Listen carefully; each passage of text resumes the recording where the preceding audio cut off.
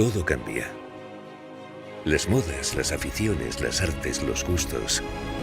Cambia nuestra forma de entender el mundo, de vivir en él. La naturaleza cambia, pero la esencia, la raíz y el valor que le damos a las cosas permanecen. Y lo auténtico prevalece. Aquí, en Castilla y León, los paisajes cambian durante todo el año, pero la belleza prevalece.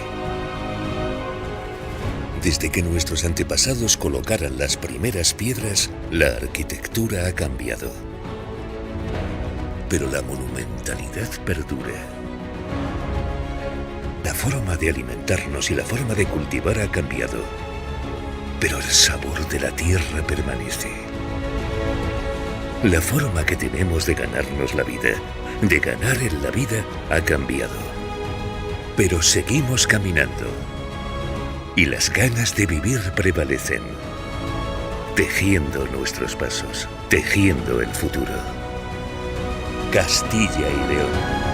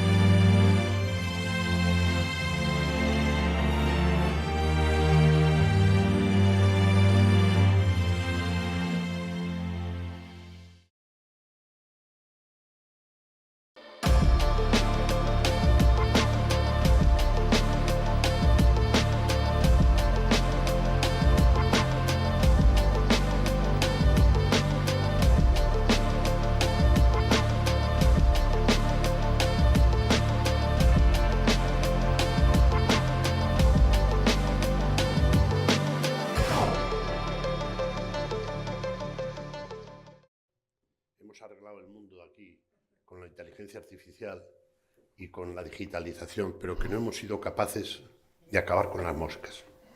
Pues con esto nos pasa igual. Bien, la idea es, como liberales, que ayer el presidente de la COE hablábamos de eso, creíamos en las libertades. Entonces, yo creo que se encardina muy bien dentro de ser empresario en España un tema que es capital, que es la cultura. ¿Y por qué la cultura tiene que ser siempre subvencionada y en manos de unos creadores de opinión? Eso os llegará muy bien a vosotros, sobre todo al de políticas, al ingeniero no lo sé. ¿Por qué la cultura, no solo en España especialmente, pero también en el mundo libre, Estados Unidos, por ejemplo, es de la izquierdona? ¿Por qué? Bien, entonces, yo le voy a pedir a Esther Ciudad, que es organista de profesión, pero ella es la directora del Foro Cultural Nacional, que hace unas cosas muy interesantes en Madrid, que hable de esto, y ella sabe mucho de cómo se puede organizar, hacer rentable la cultura desde la iniciativa privada, por entendernos. Y David, que estudió con los gabrielistas, encima en Cataluña, y además se le nota, yo pensaba que iba a venir con la camiseta del Real Valladolid, que ha subido. Pero en fin, mándanos unas cuantas, porque aquí todos somos fans del Real Valladolid después del Real Madrid.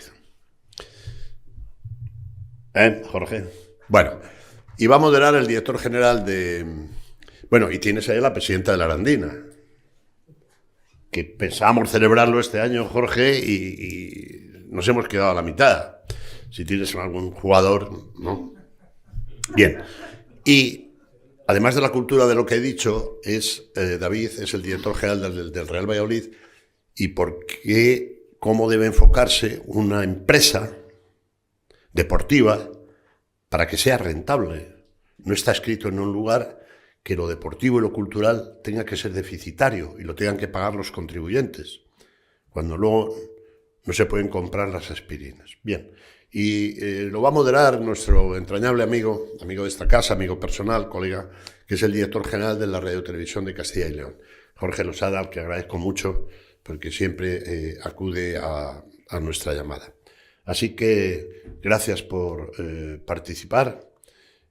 Vais a preceder a un enorme empresario burgalés, líder en un sector de alta tecnología como es la aeronáutica, supongo que Aciturri y Ginés Clemente, así que espero que dejéis el pabellón bien alto, que estoy convencido que lo vais a hacer. Gracias. Venga.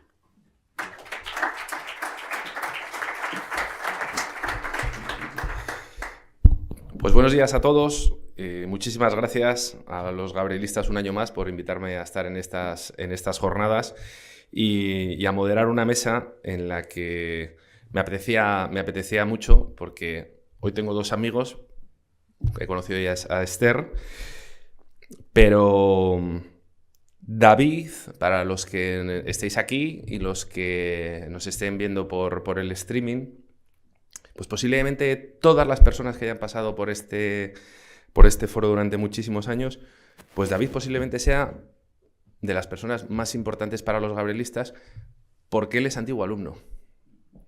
Yo estudié en los Salesianos en Salamanca y al final siempre buscaba referentes y compañeros. Y me acuerdo cuando te daban las charlas y había alguien que había destacado, pues al final era un orgullo para ti el que uno de los tuyos hubiese llegado hasta donde ha llegado. Tan importante es que David, y seguro que le sonroja, pues lleva a gala la educación y la formación que le dieron los gabrielistas en Barcelona. Siempre presume de ello y desde que está en estas tierras de Castilla y León siempre miraba estas jornadas con tremendo cariño, y este año, gracias a Graciano y a vosotros, pues puede estar aquí y en buena medida devolverle un poco seguramente de todo lo que los padres y los hermanos le dieron en su vida educativa, con lo cual, David, buenos días. Y está Esther Ciudad, organista, directora del Foro Nacional de la Cultura. Ella es la mejor de las mejores en lo suyo, tocando el órgano. Tiene una historia preciosa porque te criaste entre piedras y órganos, con lo cual lo mamó desde muy pequeña. Y se ha atrevido además ya no solamente a ser la mejor de los mejores, sino a montar esta fundación, a generar el Foro Nacional de la Cultura, a intentar promover una serie de cambios y promover esa cultura que cosa esta España, no sé si invertebrada, que deberíamos vertebrar entre todos. Esther es una mujer que por sus venas corre la magia de la música celestial de los órganos, uno de los instrumentos más complicados. Prácticamente en cualquier catedral de España hay un órgano y en muchísimas iglesias. Nació en Ejeda de los Caballeros, está consiguiendo que esos órganos de nuestras iglesias, que muchos de ellos duermen en el abandono litúrgico, despierten de ese letargo de siglos que antes marcaron una historia celestial. Como le decía, directora de proyectos culturales, una formación máster en musicología por la Universidad de La Rioja y otras 1000 cosas más, que solamente se ha conseguido con trabajo, esfuerzo y sacrificio, algo que se enseña en estas aulas y que sin ellos no conseguiremos que nuestros jóvenes progresen y que hagan una España mucho mejor. Y entre esos telares que le estaba comentando que se ha embarcado Esther, está la Fundación Cultus, una fundación de la que ella es presidenta y que trabaja para crear un plan nacional de cultura para conversar sin complejos y colaborar en un espacio que abogue por la unión cultural desde una reflexión de lo que somos y de cuáles son nuestras raíces judio-cristianas, que no podemos olvidar, que por mucho que nos intenten engañar o por mucho que nos intenten dejarlas a un lado, somos lo que somos y estamos agradecidos de nuestras raíces y de nuestra cultura. Con David ya les he contado, antiguo alumno gabrielista, ahora trabaja en el Valladolid, de la mano de Ronaldo el Bueno, de Ronaldo Nazario. Este señor que viene de Cataluña, corrígeme David, este señor fue la referencia en una época periodística en la que el Barcelona tenía grandísimos jugadores. No estaba en uno de los medios más afines propiamente de ese club de allí, del Barcelona, pero sin embargo era la referencia periodística de toda la información que se generaba en Cataluña, en el Barcelona. Todos los brasileños que pasaron por el Barcelona se juntaban con David, confiaban en David, las mayores exclusivas las escribió David, y en un mundo tan complicado como el del fútbol y en un mundo tan complicado como el de la alta competición, el que jugadores de ese nivel que lo tienen absolutamente todo confíen en alguien, en una profesión también tan denostada como es la del periodismo, dice mucho de David, y seguro que alguien nos podrá contar algunas historias. Ahora, como les decía, está trabajando en el Valladolid, se encarga en parte de representación y en parte de la gerencia. Tanto Esther como David, les voy a dejar unos minutos de introducción para que nos cuenten algo de lo que venimos hoy a hablar, de esas empresas, unas empresas culturales y gestión de empresas culturales, desde la fundación de Esther, desde los proyectos que tiene en marcha, y desde la parte de David, cómo se puede gestionar un club. Y luego, si les parece, continuamos con una pequeña charla entre todos y así nos conocemos un poco todos mejor. David, Esther, muchísimas gracias por estar aquí. Y Esther, si te parece, tienes la palabra.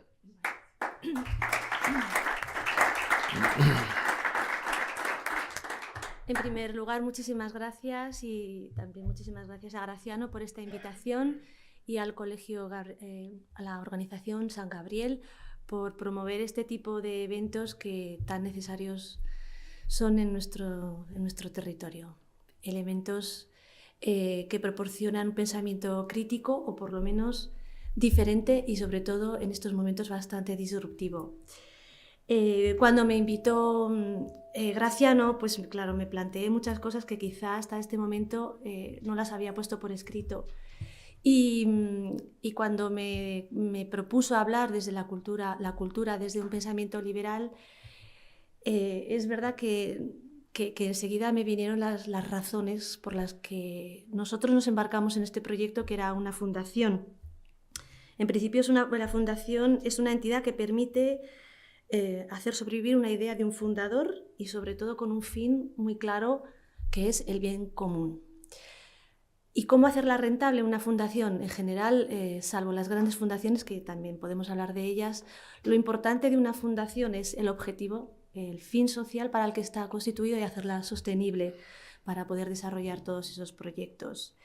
¿Y por qué liberal? Pues a lo mejor tiene que ver un poco con mi trayectoria humana, ¿no? De plantearme siempre una pregunta allí donde iba y allí donde estaba, ¿no? Y era una pregunta muy sencilla: ¿y por qué? ¿Y esto por qué? En Zaragoza tenemos una tradición o un dicho que se dice que para hacer cultura en Zaragoza tienes que ser hombre y de izquierdas. Eso no puede ser así, y no es así. Otra cosa es que en el camino nos hayamos dejado llevar o embaucar por esta idea colectiva, ¿no? Y otro de los momentos muy importantes en mi vida que me hizo reflexionar fue mi trayectoria en Francia, en la que también me decía, ¿y aquí por qué? Donde el asociacionismo es muy fuerte y tiene un impacto social muy interesante y sobre todo una vinculación emocional con el patrimonio del territorio. Y lo de liberal tiene que ver mucho con esta pregunta, pero también con la respuesta que encontré en mi proceso de estudio, que era mi proyecto de doctorado. Me encontré con un entorno, bueno, más que con un entorno, sí, un entorno de las reales sociedades económicas del país. Y en ese proceso de investigación encontré que el origen del desarrollo cultural de nuestra España estaba en un sistema de gestión cultural privado que eran las reales sociedades económicas del país, que entendieron que el desarrollo cultural de un territorio tiene que ver con el desarrollo humano, educativo y cultural del individuo. Estas reales sociedades desembocaron en los ateneos, que tuvieron una función bastante diferente, una función crítica, de reflexión y basadas en una herramienta que era el diálogo y las tertulias. Estos ateneos desaparecieron, llegó el momento del asociacionismo con la transición, y ahora estamos en un momento muy importante para nosotros, para nuestro proyecto, que es una fundación. Desde 2003 el mundo en España, el mundo cultural, camina hacia esta forma jurídica que hasta el momento es la mayor, ha generado un buen desarrollo legal para poder desarrollar proyectos culturales desde el ámbito del pensamiento liberal y crítico. ¿Por qué? Porque efectivamente toda aquella subvención, todo aquel proyecto cultural que está subvencionado, en este momento, lo primero, no se está midiendo el impacto, primero, y segundo, está condicionado a un ideal político ahora más que nunca. Y en este proceso de reflexión nosotros pensábamos que había un acervo cultural que se había perdido y una forma de hacer cultura que no se estaba desarrollando, que era una cultura libre, sin sesgos de ningún tipo, ni ideológico, ni en fin, de ningún tipo, que no quería decir. Y entonces encontramos, después de mucho tiempo de desarrollo y de plantearnos si una fundación era el modelo o no, en un momento de crisis decidimos afrontar la realidad cultural de este país y generar un ecosistema de reflexión que nos lleve a poder decir libremente por qué se está haciendo esta cultura, para quién se está haciendo esta cultura, por qué hemos perdido toda nuestra tradición cultural, por qué hemos perdido esa libertad de pensamiento crítico, que en principio es una paradoja, puesto que en las universidades se nos pide hacer comentarios críticos a los textos y a las propuestas culturales, pero cuando esos comentarios críticos o esos proyectos no encajan en el sistema impuesto, especialmente en este momento, eso no sirve. Y un poco para terminar, y según los informes que tenemos del instituto que nace de la Asociación Española de Fundaciones, en este momento el sector fundacional representa una de las formas jurídicas más útiles y desarrolladas para canalizar la iniciativa privada, sobre todo hacia los fines de interés general. Pues Esther, muchísimas gracias. Continuaremos luego con esa charla. Hablaremos de la forma de organizar las fundaciones, de la forma de los patrocinios, de esas leyes de mecenazgo y las dificultades que encontréis muchas veces para poder llevar a cabo económicamente esos proyectos que tenéis en la cabeza y vuestra pelea, obviamente, también con los políticos, que no es poco. Como les decía, David ha pasado de la parte del periodismo hace muchos años, ahora lleva la parte de la gestión. Valladolid, el Real Valladolid ahora mismo es una de las señas de identidad de esta comunidad, es el único equipo que está en primera división. Esperemos que la Arandina suba pronto a las máximas cotas, que el Burgos suba y podamos tener muchos derbis en esta comunidad. En primer lugar, David, un equipo de fútbol es una empresa. Y como empresa se tiene que gestionar, pese a ser una empresa tremendamente complicada en la que se tocan muchísimos sentimientos y muchísima piel, de gente que luego quiere unas cosas, pero que no aporta a esa empresa más allá de, a lo mejor, su abono como tal, o ni siquiera. Buenos días. Gracias, Jorge, por la introducción. Yo creo un poco exagerada sobre mis méritos, pero bueno, siempre es bueno, y más si estás en el mundo del fútbol, que te ríen los oídos, porque es algo muy poco habitual realmente ser directivo de un club de fútbol y que alguien hable bien de ti. No puedo estar aquí en este centro sin agradecer obviamente a Graciano por haberme invitado a estas jornadas y a San Gabriel por haber sido muy importantes. No sé si en mi vida profesional, porque al final he dado en el periodismo y en el fútbol, que no son dos grandes tarjetas de presentación profesional, pero bueno, aquí estoy. Seguro que sí. Pero sí que han hecho mucho en lo que soy como persona, y eso no es que no lo vaya a olvidar nunca, es que siempre forma parte de mí. Yo los años que pasé en los dos San Gabriel de Barcelona, el Sandra, como decíamos allí cuando animaban al equipo de fútbol, en el cual también participé, hicieron de mí mucho de lo que yo soy. Y esos valores de verdad los llevo dentro y nunca dejaré de agradecer al colegio lo que hicieron por mí. Es que estoy emocionado porque realmente cuando en Barcelona yo era niño y iba al colegio, hablaban del centro de Burgos, no decían ni Aranda, decían el centro de Burgos. Ostras, el centro de Burgos, claro, y venía el hermano Cecilio, que era de aquí. Y venía gente, no hemos estado en el centro de Burgos, y nos parecía que era como el paraíso, y yo nunca estuve aquí, y entonces estar aquí para mí realmente es una cosa muy, muy importante que agradezco, insisto, a Graciano y en extensión obviamente a San Gabriel. Sobre el fútbol, es verdad que se gestiona como una empresa, pero no deja de ser verdad que es una gestión un poco particular, porque yo lo digo siempre, de fútbol y medicina todo el mundo opina. Entonces tu gestión está bajo observación permanente de muchas personas que igual no tienen ningún tipo de relación ni con tu equipo, no son ni abonados del club, pero sí se permiten hablar de si juegas bien, si juegas mal, si fichas bien, fichas mal, haces buenas obras, haces malas obras. Hablo obras de infraestructuras, no obras sociales. Es un gremio que ha tenido mucho descrédito, creo que en algunos momentos ganaba pulso, pero que desde hace muchos años está muy controlado. Y ya me gustaría a mí que los partidos políticos o los sindicatos tuvieran la observancia fiscal, económica y social que tienen los clubes de fútbol, al menos a nivel profesional.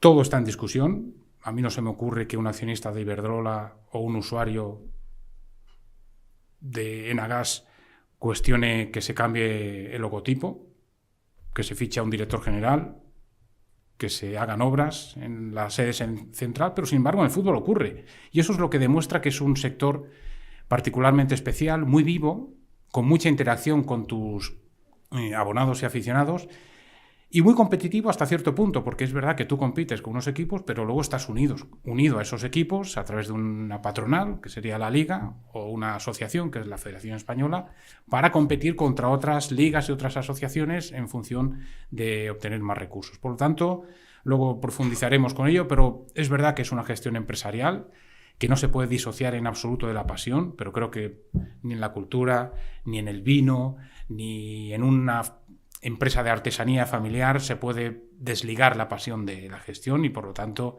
entiendo que en ese sentido somos comunes a lo que es una gestión empresarial, bajo mi punto de vista, también asociada a la gestión pasional. Empezamos, si les parece, el diálogo y una charla entre los tres, ellos dos principalmente, y a la que les invito también a que participen ustedes. Esther, ¿qué es más complicado? ¿Convencer a los políticos para intentar crear un plan nacional de tu cultura, o aprender a tocar el órgano? Pues aprender a tocar el órgano, sin duda, ¿eh? Es muy difícil.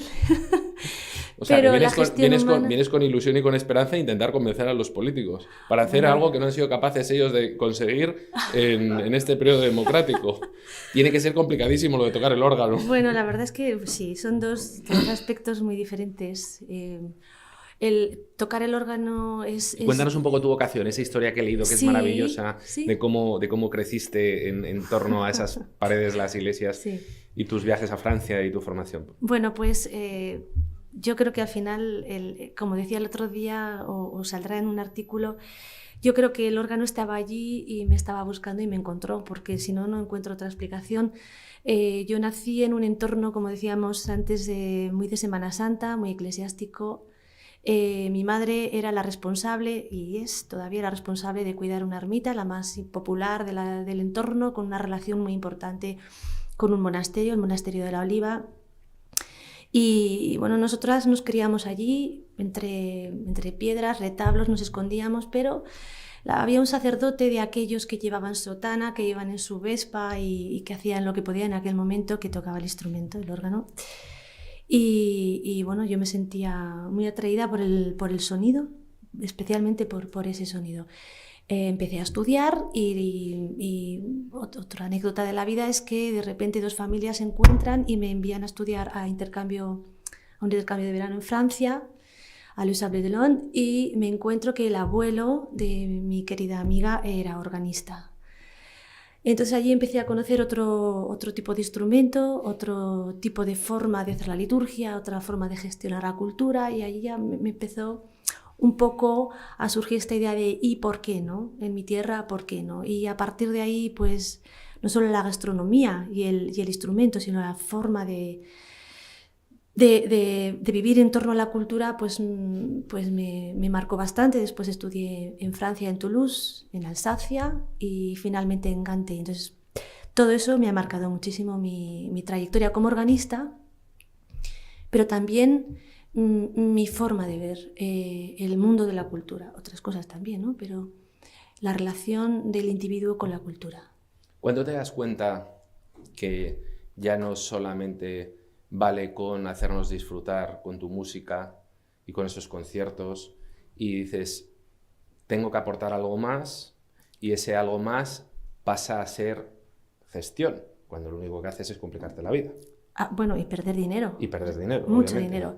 Que en definitiva es una manera de hablar, ¿no? Pero nunca lo he perdido, porque siempre... ¿Real?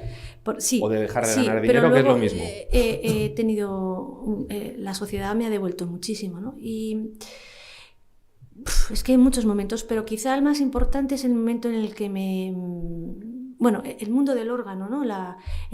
Todo ese sector de la restauración de los instrumentos, la manera de hacer las cosas que teníamos aquí y la manera de hacer las cosas que teníamos allí, me generaban muchas preguntas, ¿no? Muchas preguntas. ¿Por qué aquí en España invertimos 300.000 euros en restaurar un órgano, pero luego no hay un plan director que continúe manteniendo vivo ese patrimonio? Es decir, se invierten 300.000 euros en la restauración del instrumento, pero no se invierte dinero en la formación de los organistas o en un organista profesional. Imaginemos esto en el mundo del fútbol, sería impensable. Eso en otros sitios no ocurre, ¿no? En Europa eso no ocurre. En Portugal, por ejemplo, ahora son pioneros en restaurar un instrumento, pero existe en torno a esa restauración un proyecto de continuidad y de sostenibilidad y de generar cultura en torno a este elemento patrimonial, que en mi caso es el órgano, pero no sé, en cualquier otro sitio puede ser otro elemento patrimonial. Pero el momento en el que me di cuenta fue en un jurado que estuve en Zaragoza, en el que yo planteé, ¿y por qué una institución pública decide que esa persona va a recibir una beca? Está muy bien, se va con el dinero público a Suiza, pero después no nos muestra su trabajo. Es decir, cuando el individuo recibe una aportación social del Estado, tiene la obligación moral de aportar su conocimiento a la sociedad. Y en aquel momento comenzaron todos estos proyectos de responsabilidad social en las empresas, las asociaciones estaban emergiendo. Y bueno, hicimos una asociación para hacer proyectos en toda mi comarca, que estaba todo el patrimonio abandonado. Fueron proyectos preciosos en el sentido social, cultural. Poníamos en marcha instrumentos que estaban abandonados.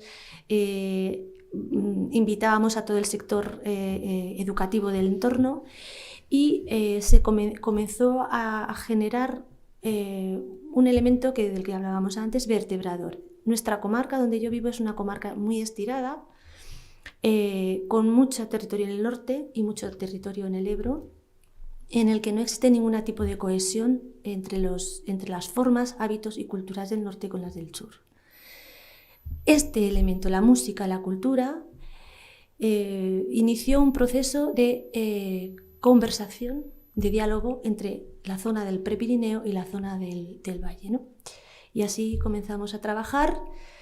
Posteriormente empezamos a analizar la situación, a vivir impactos con los políticos y detectamos un elemento muy importante que era, claro que lo necesitábamos, que eran las ayudas públicas para sostener estos proyectos, y detectamos que esas ayudas públicas iban de una manera casi como muy evidente a aquellas asociaciones o instituciones que estaban promovidas por individuos muy claramente vinculados a la izquierda.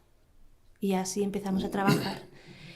Finalmente llegó el Foro de la Cultura, que esperamos que poco a poco vaya penetrando, ¿no?, en todo el tejido social e intelectual de este país y podamos hacer algo que se ha hecho en Francia, que se ha hecho en Alemania, que es vertebrar, coser, como se suele decir, o pegar todas nuestras inquietudes nacionales a través de un elemento que pueda ser la cultura. Hablaremos de esa vertebración complicada cuando hay 17 vertebraciones. Sí.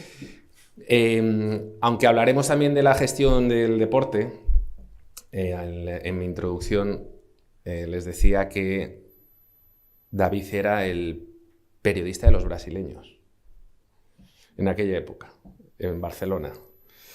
David, antes de hablar de esa gestión, obviamente en todo en la vida tienes que ganar la confianza de la gente y o eres buena gente o no vas a encontrar la confianza de la gente, y más, como comentaba, en gente de primerísimo nivel que gana tantísimo dinero y que al final lo que necesita también en la parte nuestra profesional de los periodistas es gente que le dé confianza, y ese fue David. David, cuéntanos aquella época tuya, un poco no de inicios porque ya llevabas tiempo, pero esa época dorada también, en la época del Barcelona, con los brasileños, con los grandes jugadores que llegaron allí, y estabas en Marca en aquel momento, eras el corresponsal ¿en dónde estabas en aquel momento? Y eras la referencia periodística de aquellos jugadores.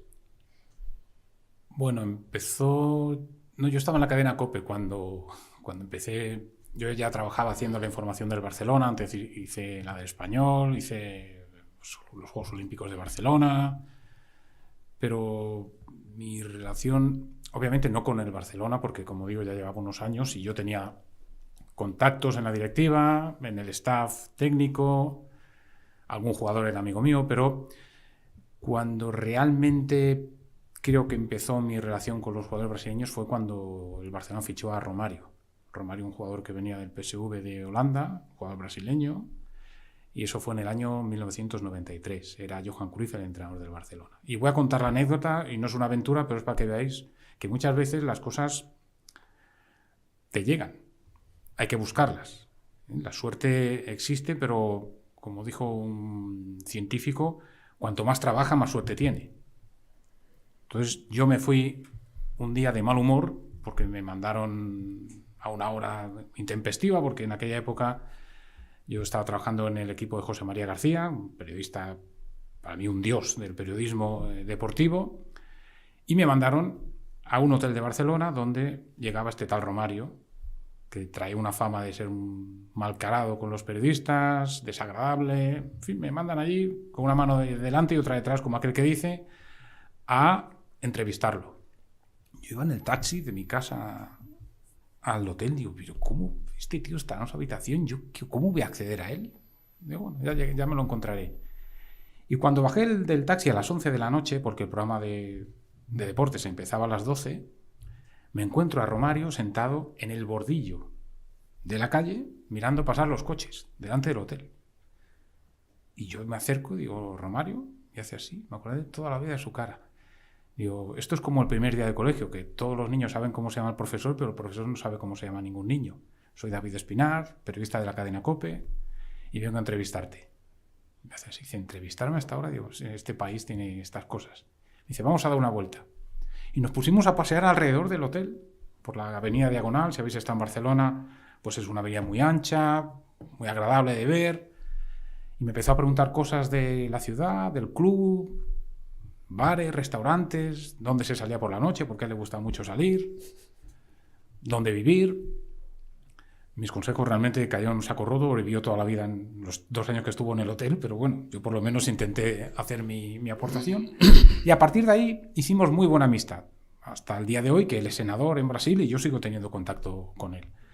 Luego vinieron otros jugadores como Ronaldo, el actual presidente del Real Valladolid, con el que no voy a hablar de la amistad que tengo con él, obviamente, llevo 30 años casi con él. Rivaldo, que me pidió que escribiera una biografía sobre él, Giovanni, Sonny Anderson, y yo creo que mi identificación con los brasileños es que estoy igual de loco que ellos, y entonces entienden que las salvajadas que hacen pues son comprendidas por mí. Salvajadas en el sentido divertido, no en el sentido estricto de la palabra. Y de ahí hice mucha amistad con el grupo de brasileños. Obviamente los futbolistas hablan entre ellos, se cuentan qué es lo que puedes hacer, y yo creo que todo el mérito de estos logros, si es que se pueden llamar logros, es que nunca traicioné una confidencia. Siempre intenté anteponer a la persona sobre el periodista. Eso es complicado, yo creo que es más de otra época que de la de hoy. El periodismo de hoy yo lo detesto, porque no tiene casi nada que ver con lo que yo estudié y con lo que me enseñaron mis maestros de periodismo, no profesores de periodismo, mis maestros. Y en esa estoy. Ahora estoy en otro sector, todavía arrastro brasileños, como podéis ver, pero estoy muy contento, muy satisfecho y muy orgulloso de haber tenido no este desarrollo profesional, sino este desarrollo profesional, porque cuento que 30 años después todavía son amigos míos. Os hago una pregunta a los dos, y después del éxito de la selección española del domingo, todavía más. ¿La cultura puede unir a España o es el fútbol la que va a unir a España? Es muy buena pregunta y casi que la tenía pensada porque creía que iba a salir. Estos días yo no soy muy futbolera, sí muy deportista, pero sí que los eventos importantes y destacados donde España está presente, por supuesto que en casa los vemos. Y mirando, o sea, y ejercicio esta mirada crítica hacia la cultura, que efectivamente todavía no estamos ahí en ese momento vertebrador, además lo tengo escrito, que luego os podré mostrar, sí que me fijé en el proyecto actual que tiene la selección española de unión. Y entonces yo me hice una pregunta de nuevo, ¿no? ¿Y ellos por qué sí? ¿El fútbol por qué sí? ¿Y nosotros por qué no? Si ahora yo digo, sin mirar internet, ¿quién es Yamin Lamal? Todo el mundo lo sabe. Eso es un elemento individual que ha generado mucha conversación, mucha atención y además yo creo que van a venir muchas más cosas. Pero si yo digo, ¿quién es María Dueñas? Sin mirar internet. ¿Sí? Bueno, María Dueñas a lo mejor sí. No. No. También, una escritora. Luego lo descubrimos. Entonces, bueno, nosotros, este es el planteamiento que tenemos que hacer, convertir, si se puede, transformar la cultura en un elemento como el que estos días hemos visto con el fútbol, ¿no? Un elemento de unión, independientemente del acto final del fútbol, que nos puede gustar o no, ¿no? Pero esa idea de identidad nacional, que tanto se ha buscado en tiempos pasados independientemente de la ideología, porque los liberales, recordemos que no solamente son de izquierdas o de derechas, puede ser cualquiera de los dos. Esa identidad nacional sí que se puede conseguir desde la cultura, desde la educación y desde la formación. Sobre todo, y para mí es muy importante, hay que no luchar en contra, sino trabajar en favor de una leyenda blanca, no de una leyenda negra, porque España ha buscado su identidad desde, no sé, desde Fernando el Católico, que ya generó la primera globalización, pero después estudiamos los textos de principios del siglo XX y fue una constante entre los ilustrados y filósofos de la época, ¿no? Todo lo que he nombrado antes, las Reales Sociedades, los Ateneos, promovieron esa lucha de unidad española, nacionalidad española, pero además también situar a España en un puesto importante, especialmente respecto a Europa, ¿no? Y seguir las líneas intelectuales de innovación de creación y de industrialización que se estaba llevando a cabo en toda Europa. Te hago la misma pregunta, David, pero te introduzco un matiz más. Siempre desde los que sois gestores del fútbol, de empresas deportivas en este caso, siempre reivindicáis también que se os vea como lo que sois, porque además sois una gran empresa en que generáis muchísimos puestos de trabajo, que muchas veces se piensa que solamente es los grandes dineros que representan los jugadores. A lo mejor en un Valladolid que hay unas empresas más grandes, pero seréis una de las empresas que más puestos de trabajo generáis, que representáis no solamente una parte importante del PIB de la propia ciudad y de la propia provincia, y estoy completamente convencido de que sois la principal marca de Valladolid, fuera de lo que es Valladolid. Las dos historias, esa vertebración a través del deporte, a través del fútbol en esta España nuestra y ese peso que tenéis tan importante que muchas veces no se tiene en cuenta o no se quiere valorar. Bueno, yo creo que lo que ha unido a España, si es que ha unido, yo soy bastante escéptico al respecto, es la victoria, no es el fútbol. Porque la misma selección fue a jugar allí y estaban denostados antes de empezar el primer partido. Es la victoria lo que nos hace a los españoles unirnos. No es el fútbol, la cultura, la política desde luego que no. Yo soy muy escéptico con esta utilización que se hace del triunfo de la selección española. Respecto a lo que es el fútbol, la Liga genera 198.000 puestos de trabajo en España, es más del 1,4% del PIB. En 2007 el Planeta Fútbol, según un estudio de la Federación Internacional, ocupaba 250 millones de personas. Eso le convertía en aquel entonces la quinta o sexta nación más poblada del mundo, en caso de que fuera un país. Manejaba un volumen de negocio de 500.000 millones de euros, lo cual le situaba entre los 10-12 mayores productos interiores brutos del mundo.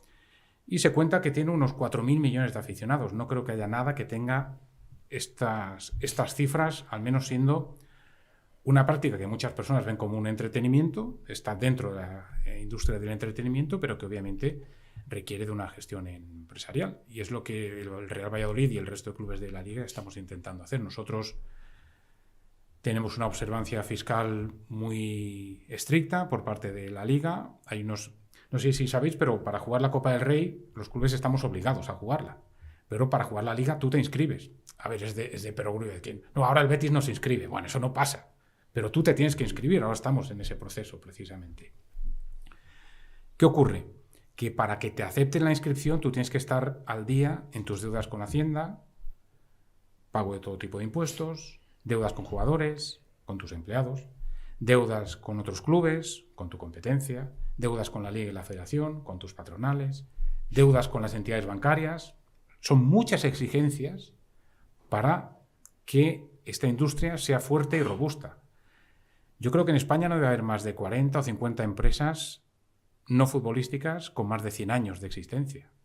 En la Liga más de la mitad de clubes tiene más de 100 años.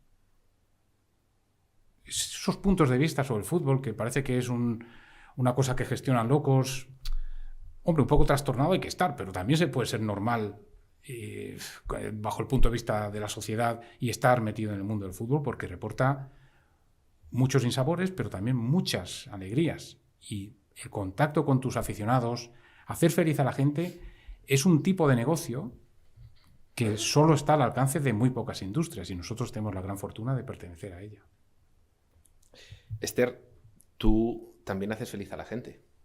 A lo mejor no en tantas masas como puede ser esos 5 minutos locos que vivió el Valladolid en la penúltima jornada contra el Villarreal, que luego me vas a contar cómo lo viviste tú, en la que era en el minuto 89, ibais perdiendo y al acabar el partido ganáis y subís y ascendéis ese día. Pero Esther, también haces feliz a la gente con muchos menos recursos y posiblemente también esa María Dueñas, que ahora sabremos quién es, también hará muy feliz a la gente sin esos recursos.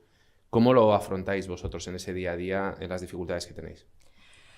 Bueno, lo primero que quería hacer establecer un paralelismo. En realidad una fundación, su gestión diaria es casi como una empresa, porque que no tenga que tener beneficios económicos no quiere decir que no esté sujeta a un régimen jurídico muy, muy riguroso también. De hecho, cada año tenemos que presentar cuentas en el protectorado y cuando las cuentas no están correctas, ese protectorado nos reclama ese ajuste de cuentas o esa justificación.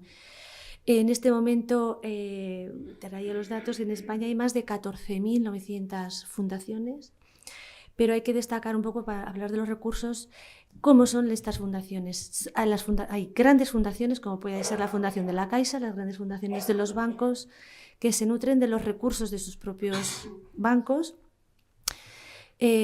Y luego hay otro modelo de fundaciones, que son las fundaciones públicas, que se nutren de fondos públicos, en los que el patronato ya por estatutos está organizado y determinado que va a ser una figura política la que ocupe ese puesto de presidente, de vicepresidente o de el que los estatutos marquen.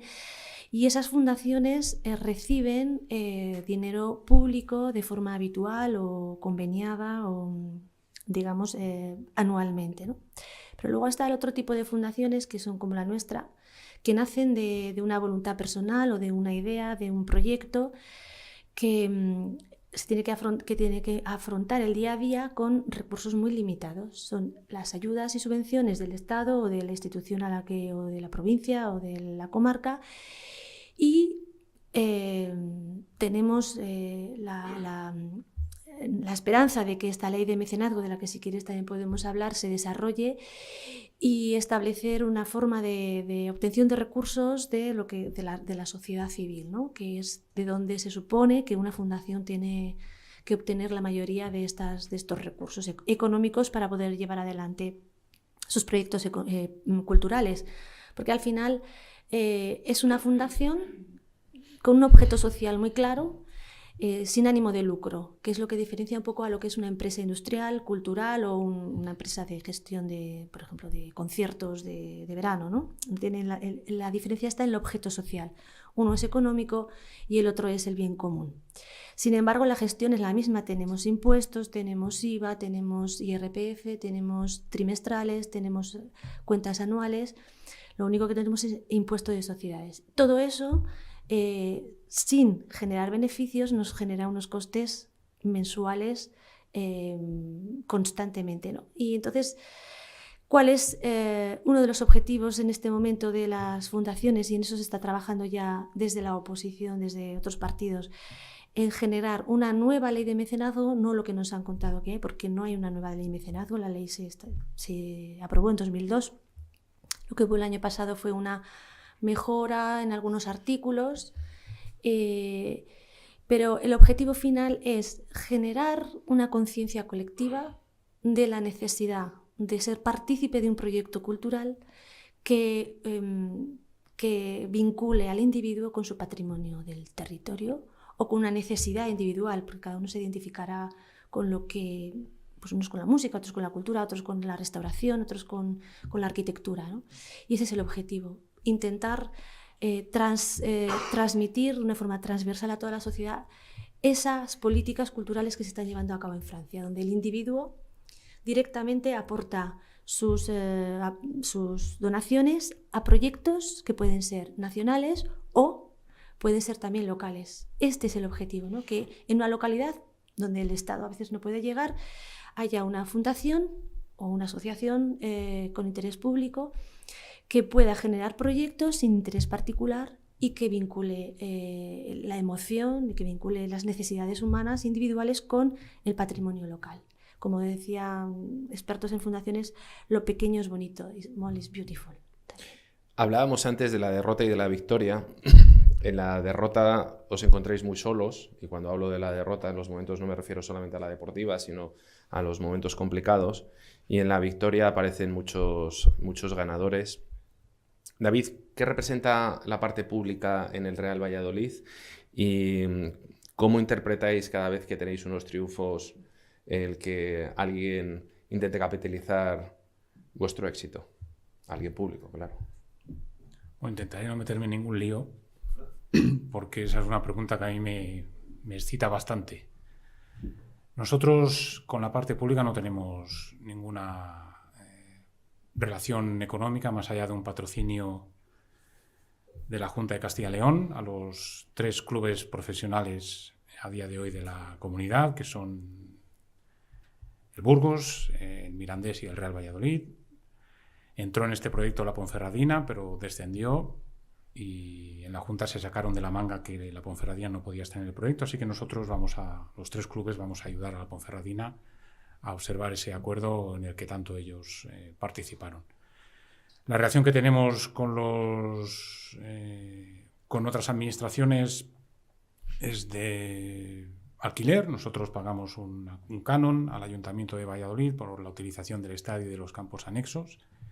Estamos negociando un nuevo convenio que nos permita ampliar nuestra ciudad deportiva a la zona del parking, del estacionamiento, pero estamos pendientes de que el Ayuntamiento redacte el pliego, lo saque a exposición pública y podamos optar a esa concesión. Es un proceso en el cual llevamos 1 año con este equipo de gobierno y 4 con el anterior, y que obviamente demuestra de qué manera, al menos en Castilla y León, las administraciones impactan en un club como el Real Valladolid.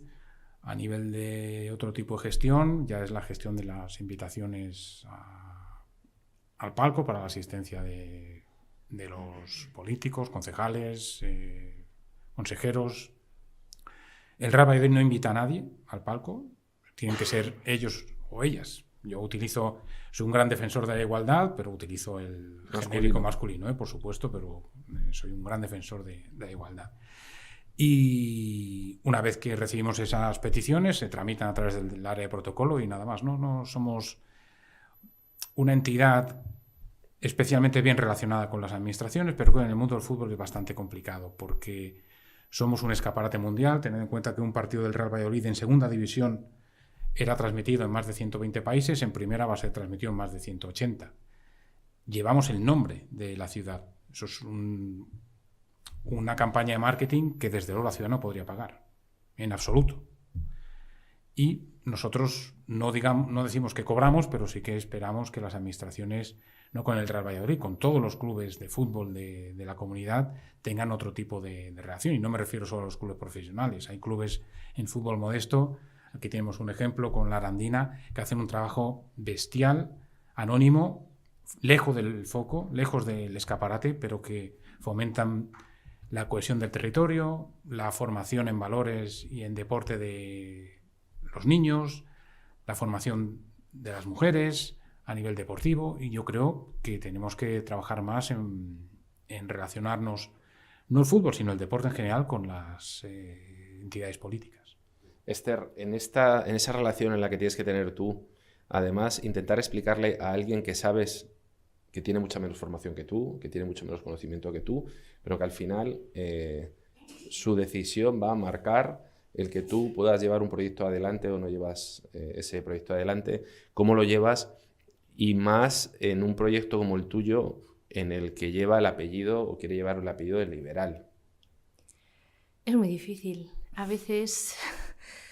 un político no tiene por qué conocer el sector de la cultura, aunque debería, y ahí pues hay que un poco las habilidades personales hay que desarrollarlas al 100% e intentar comprender que lo importante es el proyecto y no que el político conozca o no o esté a favor de la cultura. Lo que realmente... O sea, el problema real es que todo el mundo entiende el fútbol, pero casi nadie entiende la cultura. O todo el mundo entiende que el cine, ¿no? El cine, por ejemplo, ha hecho un buen trabajo independientemente de quién lo haya hecho. Pero lo primero que me preguntan siempre es ¿esto para qué? ¿Por qué? ¿Cuántos van a venir? ¿Y cuál es el impacto social que va a tener? O sea, la cultura no es un acto inmediato y la rentabilidad social se ve con el paso del tiempo. Un ejemplo. Hace 11 años pusimos en marcha en Zaragoza el Ciclo Internacional de Órgano. en una iglesia que se llama Santa Engracia. Desde aquel momento que empezamos, y mi condición primera fue: buscaremos con el dinero que tengamos la excelencia. Ha pasado por 4 políticos, 4 maneras diferentes de trabajar, 4 maneras diferentes de afrontar el proyecto. Cada uno ha imprimido su carácter, su visión. Tuvimos una concejala maravillosa que venía del mundo del marketing, hicimos un nuevo logotipo, y a partir de ese momento todo el mundo entendía que cada vez que salía ese cartel venía el ciclo de órgano de Adviento, se creaba ya un vínculo, una identificación que era excelente y que además iban a ser artistas de reconocidísimo prestigio. Ahora tenemos que afrontar un momento delicado en el que ha venido un nuevo político, un nuevo vocal del distrito, y que dice que, bueno, que ese dinero hay que repartirlo en otras actividades culturales. Todo el trabajo de 11 años de filiación del público a un proyecto, que es lo que va construyendo esa necesidad también. Nosotros tenemos que generar una necesidad en el público que no existe, especialmente en instrumentos tan solitarios como es el instrumento. Pues eso es lo más difícil. Ahora tenemos que afrontar una nueva idea, una nueva perspectiva de gestión cultural de un miembro de un distrito que no comprende todo este proceso que ha vivido este proyecto. Y ahí hay que convencer para poder vencer. Graciana, ¿a qué hora tenemos para empezar a...? Llevamos ya 1 hora, está muy bien. Felicidades, ¿verdad? Lo has hecho muy interesante, desde luego, y más incardinado en lo que es el marco general, pero sí quería decir alguna cosa. Respuesta: tenemos 1 hora. Tenemos 1 hora más. El récord está en 1 hora y 45 minutos, que no subió. Bueno. Pero quería decir una cosa, si me permite. ¿Se oye? Sí. Necesitas el micrófono para que entre. Es muy sencillo. O sea, Espera, Graciano.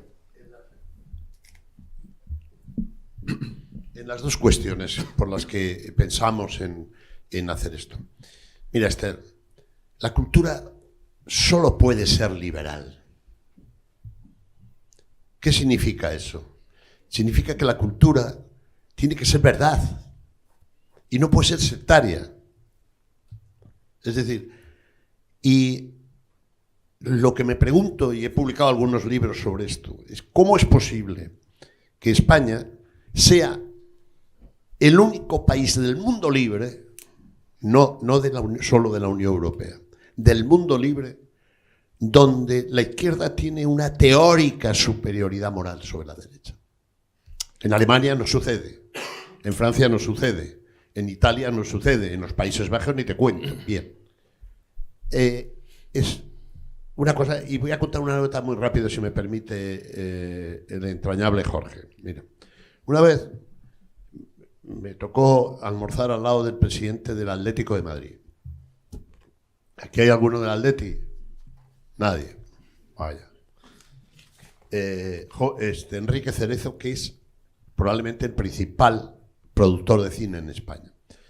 Y estábamos charlando, yo le conocía ya, es una persona estupenda, y le dije, oye, vengo de un programa de televisión donde se han preguntado por qué todas las películas que se han hecho sobre la preguerra civil, la guerra civil y la posguerra civil, todos los buenos son comunistas y todos los malos son de derechas. Digo, hombre, ¿habrá alguna anécdota desde Alcubierre a tal que tal? Y me dice, claro que hay anécdotas en la preguerra, en la guerra y en la posguerra, donde la condición humana de gente que no militaba en la izquierda, en los partidos comunistas, en el Partido Socialista, en el anarquismo, pues dio ejemplo y tal. Y le dije, bueno, y entonces, ¿por qué no tal? Y me dice, porque no encuentro un director que quiera dirigir la película sobre ese tema y mucho menos actores. Esto es la anomalía en España. ¿Por qué sucede? No tengo ni la más remota idea. Entre otras cosas, porque los que después de la muerte del general Franco, que ha pasado casi medio siglo, deberían haber reconducido este tema, siguen con sus complejos. Pero es una suposición. Esther. Bueno, yo no es que tenga una teoría, pero como no es la primera vez que nos enfrentamos a esta pregunta, hay que buscar la respuesta en algún sitio, ¿no? No sé si lo que voy a decir es verdad, o sea, es un hecho real, pero no sé si es la explicación a todo esto. Efectivamente, no pasa en ningún sitio de Europa ni del mundo. Y declararse liberal o de derechas en el mundo de la cultura tiene consecuencias muy dramáticas. Por ejemplo, no trabajar. Y eso lo he vivido yo. Hemos podido salir de ese agujero y nos hemos reconstruido y hemos hecho una propuesta de Foro de la Cultura para que esto no ocurra, para que no seamos ni de derechas ni de izquierdas, sino que seamos cultos, intelectuales, tengamos y demos nuestro punto de vista y sigamos en este camino de progreso que nos han dicho que el progreso es una cosa, pero yo creo que es otra. Quizá, no lo sé, pero esto lo hablábamos el otro día, quizá esta superioridad moral viene de un proceso que se vivió anterior a la guerra civil, de situación cultural que yo creo que se malentendió. Y es que en España, por alguna razón, que todavía hay que ir un poquito más atrás, caló una filosofía que era absolutamente liberal, pero que se la apropió la izquierda, que era la filosofía de Krause. Especialmente tuvo un desarrollo muy importante en Andalucía y en Madrid. En Andalucía se impregnó todo el sector intelectual de esta idea liberal que pretendía que la cultura fuese laica, pero que llegase a todos los sectores de la población, tanto a los niños como a las mujeres, sin ningún otro objetivo más que educar, formar en favor del bien común. Posteriormente ocurrieron cosas previas a la guerra civil, pero hay otra que a mí siempre me ha llamado muchísimo la atención, y es que esta superioridad moral de la izquierda nace especialmente en Andalucía, que hicieron un gran trabajo después de la transición o en el periodo de la transición, pero que basaron todos sus alegatos culturales e intelectuales en un libro y en una apuesta filosófica que era de Rosa de Luxemburg, una comunista para mí terrible, ¿no? Porque sus alegatos y sus propuestas para fusilar. Bueno, eso no lo he dicho nunca. Pero, ¿cuál era la propuesta? Implantar desde ese territorio de las juventudes socialistas una política absolutamente comunista. Y ellos, en aquel momento, la rivalidad no era ser un mejor futbolista, meter un gol, sino quién se leía más libros y quién implantaba esas políticas culturales y de pensamiento filosófico en el territorio en plena transición. Y esto está escrito, está escrito en el libro de José Luis Rodríguez de la Borbolla, y él lo describe muy bien. Y a partir de ahí, o sea, hemos oído a Guerra, por ejemplo, hablar de la cultura, de Mahler, porque claro, un aspecto muy interesante es que los músicos del canon, los músicos clásicos, especialmente los románticos, muchos de ellos, los posrománticos, vivieron, los sinfonistas, un momento terrible que fue la Segunda Guerra Mundial. Y de esto no se habla, ¿no? Y muchos de ellos tuvieron que huir a Estados Unidos porque se les imponía un sistema de composición que fuese puramente nacionalista y con mucho sesgo comunista. Y ahora estamos viviendo, es puro análisis, ¿no? y preguntas. Estamos viviendo un momento que para mí me parece muy peligroso y que no nos estamos dando cuenta, y es que, si me equivoco me podéis cortar, pero toda esta galaxia rosa que viene del mundo de Iberoamérica, del foro de Sao Paulo, toda esta entelequia que existe en torno a la música, ¿no? Que cualquiera puede hacer cultura, esto nos está viniendo de allí, y están apareciendo personajes que se van a estudiar a Rusia, dirección de orquesta, vienen directores de orquesta. ¿Por qué vienen directores de orquesta? Porque manipulan un colectivo joven para imponer nuevas propuestas políticas. Y la música siempre ha estado vinculada a esta gestión de las emociones y condicionamiento de los los pensamientos políticos. Y no es verdad que la izquierda siempre ha hecho cultura. Si miramos hacia atrás, quienes son los grandes mecenas no creo que sean de izquierdas. Otra cosa son los que mercadean con la cultura, con el arte, con los cuadros, con el patrimonio. Pero Carlos III no creo que fuese muy de izquierdas y fue el que apostó por una cultura liberal. Les dejamos la palabra a ustedes y si no, sigo yo con la tertulia. Hola, ¿se escucha? Sí. Hola, buenas. Tenía pensado hacer unas preguntas, pero como por donde ha ido Graciano me ha ajustado bastante, yo que estudio políticas, pero del punto de vista de las jornadas. Primero, para Esther, me gustaría saber su opinión sobre, por ejemplo, el uso de los Goya, por ejemplo, a la hora de instrumentalizarlos o a la hora de hacer testimonios cuando salen a hablar o dar gracias, o la alfombra roja en el fotocall que se dice, que aprovechan cualquier momento para atacar o para menospreciar a la gente que opina diferente a ellos.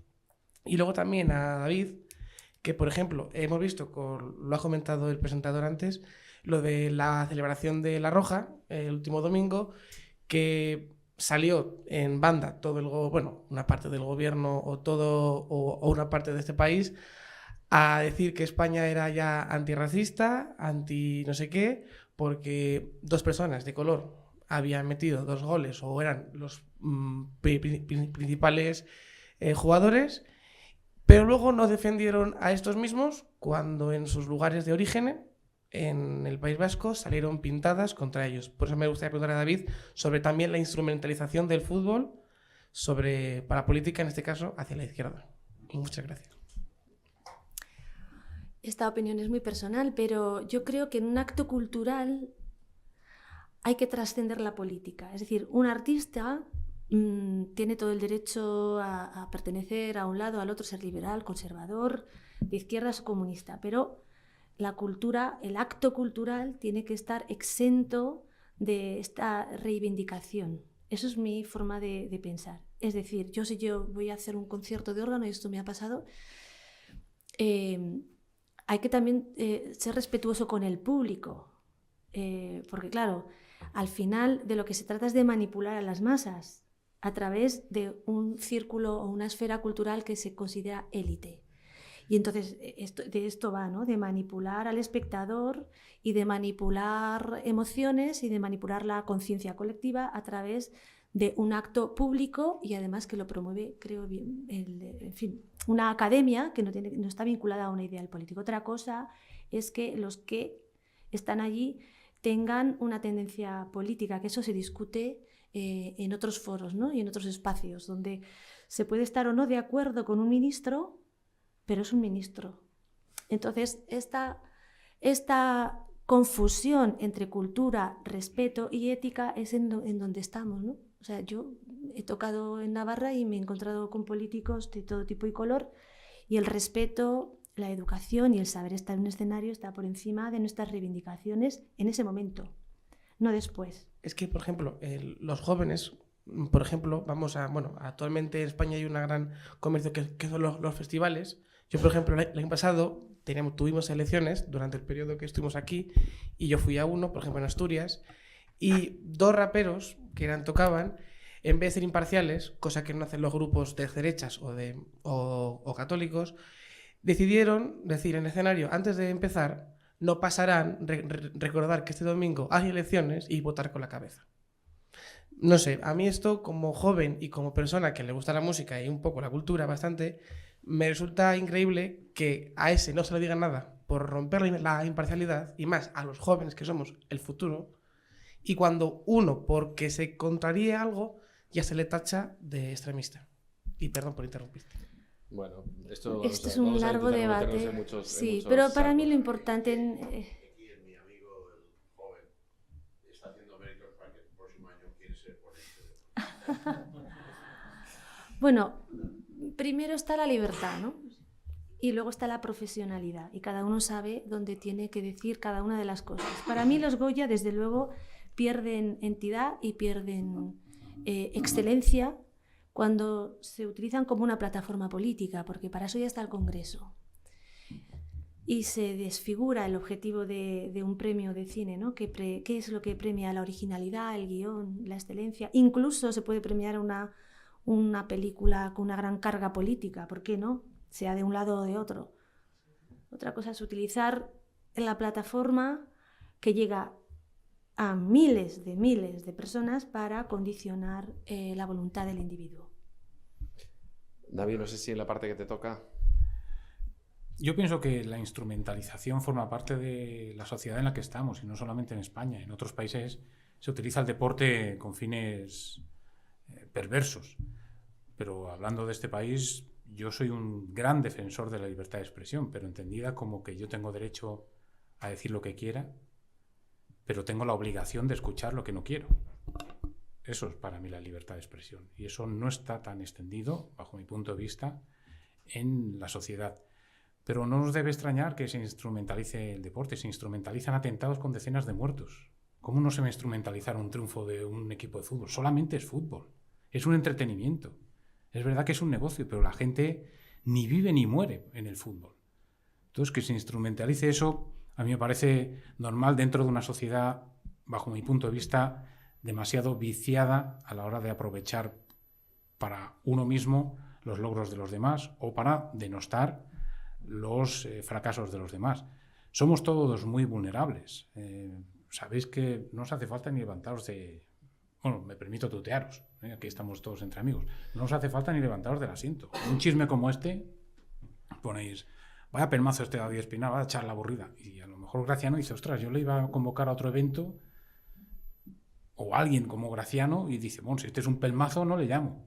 Entonces somos muy vulnerables. Bueno, también se puede utilizar para hacer el bien, no hace falta desgraciarle la vida a la gente, pero os quiero hacer ver que hay muchos riesgos que nos rodean y que formamos parte de una sociedad que, nos guste o no, tiende a frivolizarlo todo. Y naturalmente, bajo mi punto de vista, el deporte, como tiene esa atracción, esa visualización que otros sectores no tienen, es una víctima muy propiciatoria para que pueda ser utilizado con otros fines. Más preguntas. Luego, coñazo, no.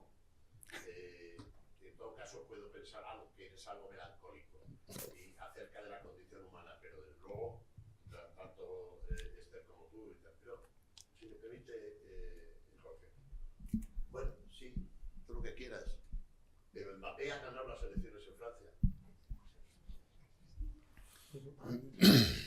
Yo no estoy de acuerdo. Yo creo que ha ganado las elecciones en Francia un discurso que se ha instrumentalizado de un sector de la política francesa, sin ser un conocedor absoluto de eso, solo por lo que voy leyendo y por mis amistades que tengo, por cierto, en Francia, que han creado una especie de imagen demoníaca de uno de los partidos que competía en las elecciones, en la segunda vuelta, y a raíz de ahí se ha producido ese resultado. Yo, sinceramente, no creo que un futbolista tenga tanta influencia en las personas. Sí que son personas admiradas, pero no son personas seguidas, bajo mi punto de vista. Vamos a ponerle un poco de... que ya me lo ha puesto Graciano votando. Oye, David, ¿qué siente el Valladolid siendo el primer equipo que puede ganar al Madrid en el Bernabéu, al Madrid de Mbappé? Bueno, nosotros sentimos mucha ilusión porque pensamos que estamos en Primera División no como invitados, sino como actores. Y como actores queremos activarnos y no solo ganar al Real Madrid, obviamente, con todos los respetos para el Real Madrid, bueno, también al Español. Es el primer partido que va a haber en el Bernabéu, Real Madrid, Real Valladolid, y la verdad es que me imagino que eso también, no hay que estar ciego, para el propio Valladolid eso va a suponer también una propia imagen a nivel mundial, porque sea el primer partido en el Bernabéu de Mbappé, por ejemplo, en ese sentido. Desde luego que eso te genera mucha visibilidad, por supuesto. Muchas personas fuera de España conocen Valladolid, aparte de haber sido cuna de los derechos humanos, de haber sido corte de tantos logros culturales y políticos, pues por el fútbol. No vamos a negar esta evidencia. Y encima poder competir con equipazos como el Real Madrid y el resto de los que forman la Primera División, pues para la ciudad de Valladolid, para Castilla y León y para el club es un logro muy destacado. Esther, ¿vas a convencer a Florentino? Cuando ves un acto como el de ayer, no sé si lo viste, de la presentación de Mbappé, me imagino que algo habrás leído un poquito. O sea, ¿te da envidia ¿Te ves tocando en el Bernabéu? No, es que no hay un órgano allí. No, pero sí Bueno, que hoy por hoy se puede hacer cualquier cosa. Pero sí que me gustaría convencer a Florentino, sí, sí, sí, sí. De hecho, yo creo que Florentino tiene muy clara su trascendencia humana a través del fútbol y lo que tenemos que buscar son empresarios y claro, gente que económicamente pueda aportar a las fundaciones estos recursos para que podamos hacer esas sinergias, ¿no?, entre el mundo de la empresa y las fundaciones, que al final yo creo que tendremos que ir unidos de alguna manera, ¿no? Y sí, empresarios como Florentino me encantaría conocerlo. Pues nada, la Fundación del Real Madrid o la Fundación del Valladolid también. Claro. ¿Más preguntas? Si tienen. Por ahí hay dos. Entra don Ginés. Buenos días. Este hombre sí que es marca de Castilla y León. Este hombre sí que es un lujo para esta comunidad, para este país. Genera puestos de trabajo, genera riqueza y seguro que en la siguiente charla podremos estar todavía más orgullosos de lo que representa para Burgos y para la comunidad. Muchas gracias, Ginés. Pregunta. Hola, buenas. Sí, hola. Hola. Bueno, muchas gracias, David, por las palabras que has tenido hacia nuestro club, hacia la Arandina y también hacia la función que realizamos todos los que formamos parte del fútbol, porque es al final un orgullo poder representar a tu ciudad, a tu sociedad arandina en un sector tan importante como el fútbol. Nosotros somos un club, no somos una sociedad anónima deportiva, pero es cierto que siempre me gusta hacer referencia a que somos una empresa de 60 trabajadores sin ánimo de lucro, con lo cual también nos podemos asemejar en cierta parte a la fundación. Y bueno, hemos vivido este año una situación que nos ha hecho estar en todos los medios de comunicación, que ha sido jugar la Copa del Rey y contra el Real Madrid. Y es cierto que el impulso que se da a tu zona, a tu sociedad, a tu entorno, es incalculable, con lo cual ese carácter de empresa que tiene el fútbol, además de, por supuesto, la faceta social, la faceta de fomento de los valores, de la deportividad, es muy importante en nuestra zona. Y por eso también agradezco que se traiga el fútbol aquí a Prensa y Poder, porque el ser empresario hoy, el ser empresario en el fútbol tiene dificultad y agradezco también que se hable de este deporte aquí. Y bueno, simplemente daros las gracias y seguir adelante, porque para nuestra comarca, para nuestra comunidad autónoma, el Real Valladolid, que esté en primera división, es lo más importante que deportivamente ha podido pasar en Castilla y León en este año. Estoy de acuerdo, Virginia. Muchísimas gracias. ¿Alguna pregunta más? Yo. Sí. Buenos días. Yo quería lanzar un poco en relación a lo que habéis hablado del tema cultural y esta especie de, bueno, pues lo que se ha hablado de que la izquierda lo tiene como de su propiedad. Yo no sé los pormenores del caso este de hace pocos días de Nacho Cano, pero o por lo menos parece que es un poco lo que se ha hablado, que cuando alguien de la cultura, en este caso, ha expresado un apoyo en este caso a Ayuso por cómo estaba haciendo las cosas, pues llega un momento en el que pues ya veo por dónde van los tiros, que le cortan la cabeza y le meten en líos. Entonces, bueno, pues creo que esto no debería de pasar. Creo que, como decías, Esther, pues la cultura tiene que estar fuera de todo ese rollo y dejar a la gente ser libre y demás, pero bueno, la realidad es que estamos en un país en el que todo está tan prostituido a nivel político que ya pues pasan este tipo de cosas que bueno, pues a mí me parecen lamentables.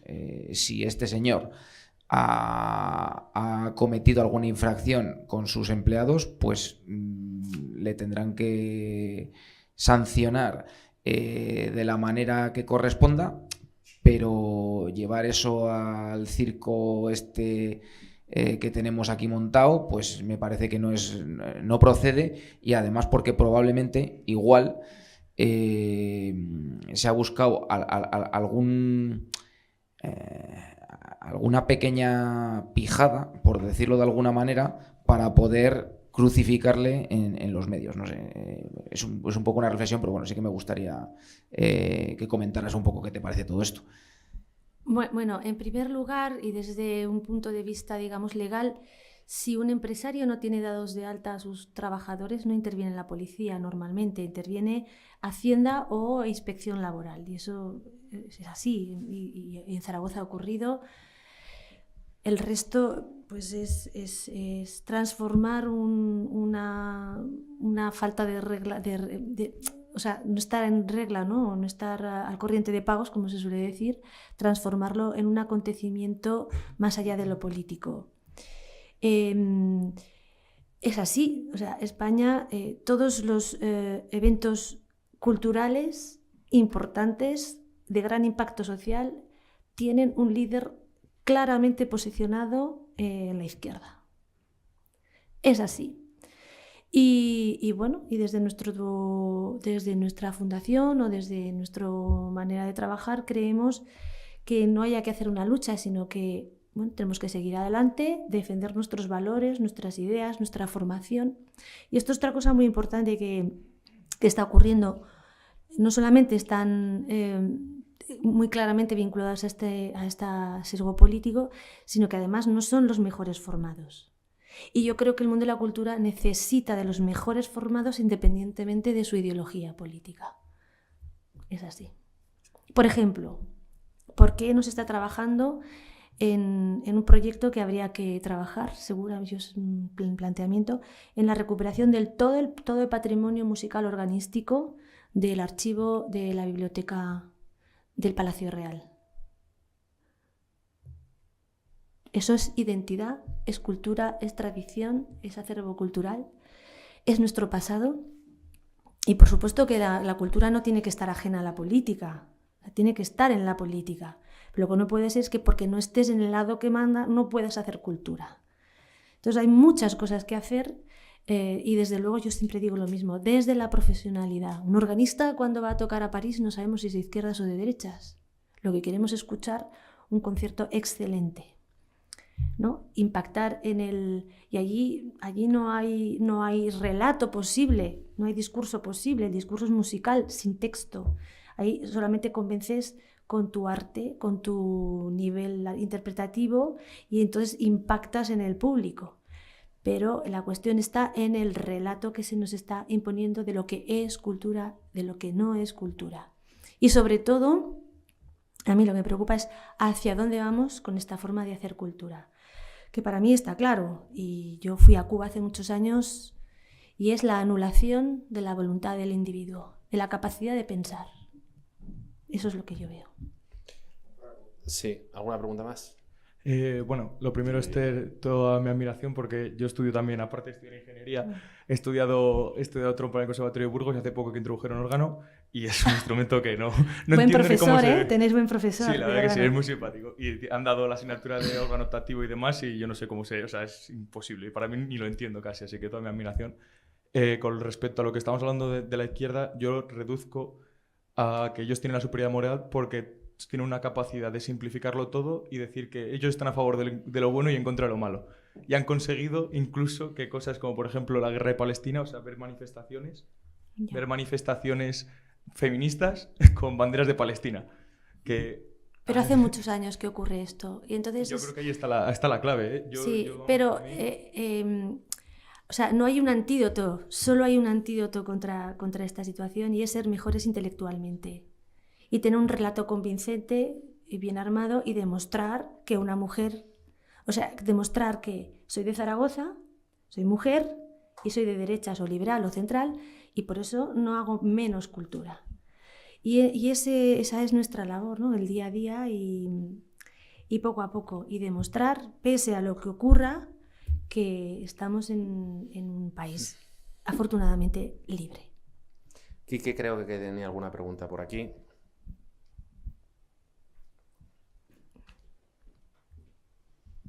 Bueno, pues gracias Esther y David. David, por volver a tu casa, a este colegio, justo que acaban de marchar ahora un gran contingente de acampados que hemos celebrado el 40 aniversario del campamento, ¿no? O sea que, pues una maravilla tenerte.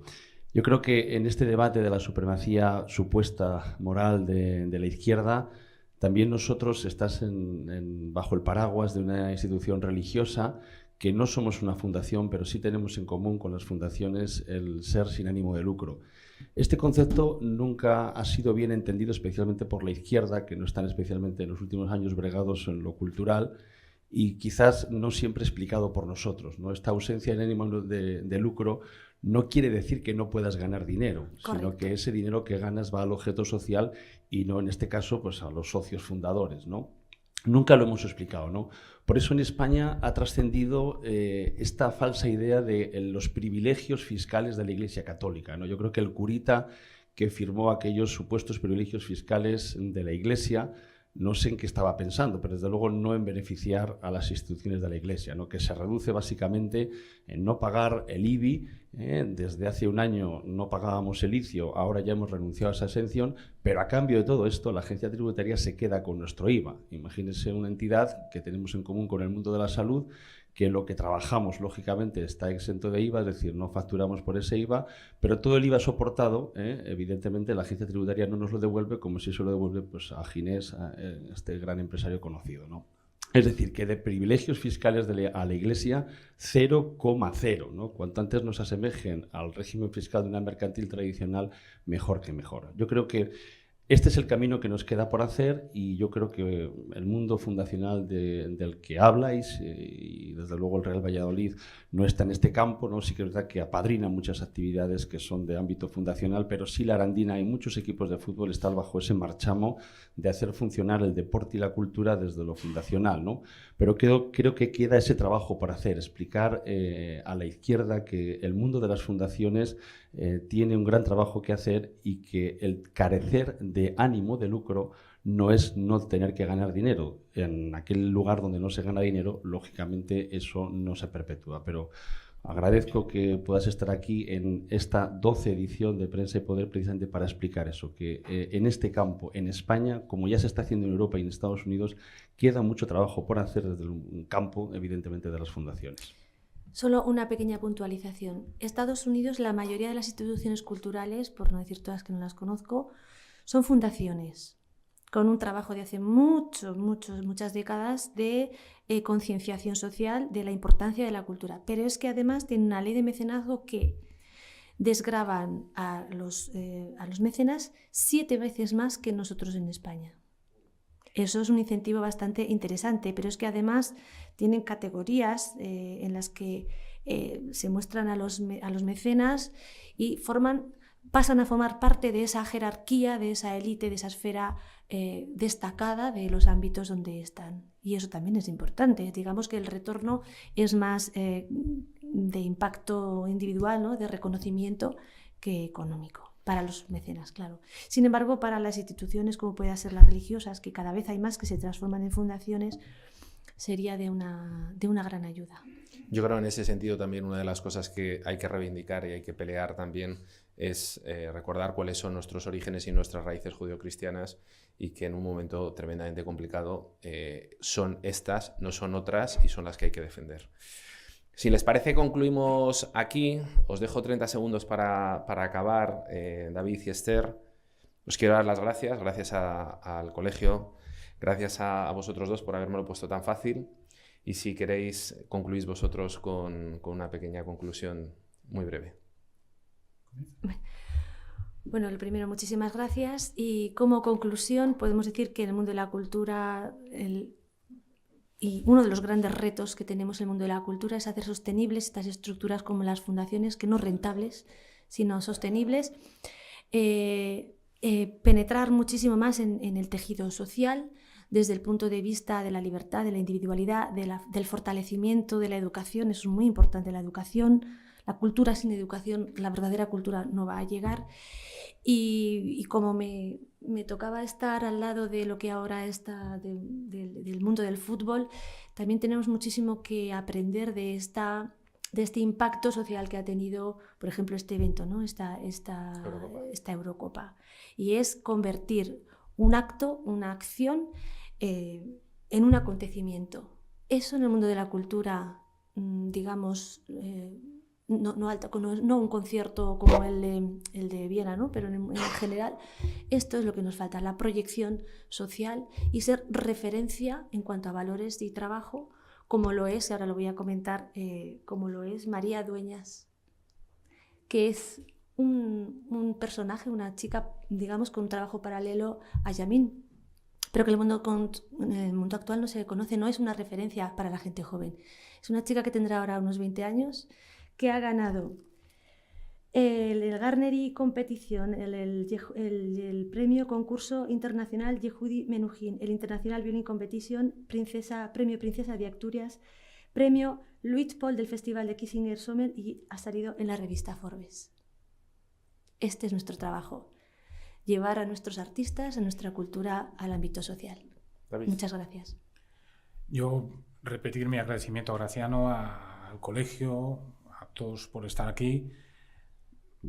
Hacer ver que el fútbol es verdad que es un entretenimiento, forma parte de la industria del entretenimiento, pero formamos parte del mundo de la empresa. En este país que se denosta a los empresarios, no entiendo por qué sentido, pero es verdad. Los empresarios generan riqueza, no reparten riqueza. Me traen un fajo de billetes, que es lo que hacen los gobiernos, con la recaudación de impuestos, y reparten. Un empresario genera la riqueza de sus trabajadores, la alegría de sus clientes, la satisfacción de sus proveedores, cuida el medio ambiente. En resumen, es algo que el fútbol intenta también hacer. Nosotros tenemos una fundación, convenio colectivo, plan de igualdad, memoria de sostenibilidad, y somos un ejemplo, el mundo del fútbol, para la sociedad. Intentemos que la sociedad también intente seguir cuestiones ejemplarizantes, y si va bien que la selección gane una Eurocopa, pues bienvenido sea. Ahora nos falta el Mundial dentro de 2 años y a seguir repartiendo España por el mundo. Muchas gracias. Muchísimas gracias a todos. Gracias, Esther, gracias, David. Y creo que ahora, Ginés, te va a tocar a ti. Y muchísimas gracias.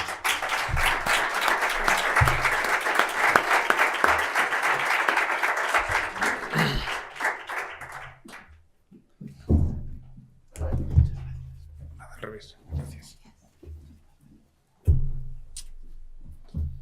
Bueno, enhorabuena, ha estado súper interesante, muy encuadrado en lo que es lo mollar, la medular del curso, que es ser empresario. Lo has hecho muy bien, Jorge, por eso eres director general. No te preocupes que aquí... Sí, bien. Vamos a hacer una cosa.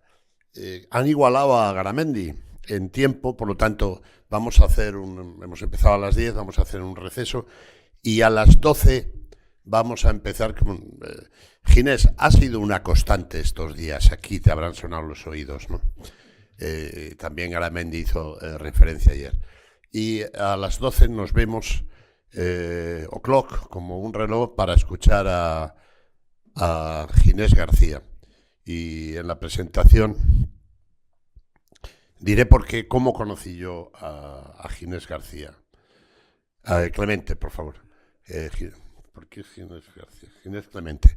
Bueno, así que levantamos y en 10 minutos volvemos aquí.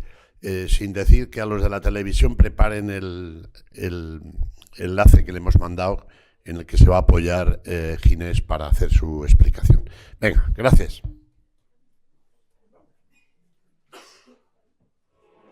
Todo cambia.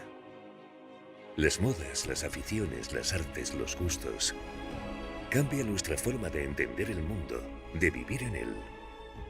La naturaleza cambia, pero la esencia, la raíz y el valor que le damos a las cosas permanecen. Y lo auténtico prevalece. Aquí, en Castilla y León, los paisajes cambian durante todo el año, pero la belleza prevalece. Desde que nuestros antepasados colocaran las primeras piedras, la arquitectura ha cambiado. Pero la monumentalidad perdura. La forma de alimentarnos y la forma de cultivar ha cambiado, pero el sabor de la tierra permanece. La forma que tenemos de ganarnos la vida, de ganar en la vida, ha cambiado. Pero seguimos caminando. Y las ganas de vivir prevalecen. Tejiendo nuestros pasos, tejiendo el futuro. Castilla y León.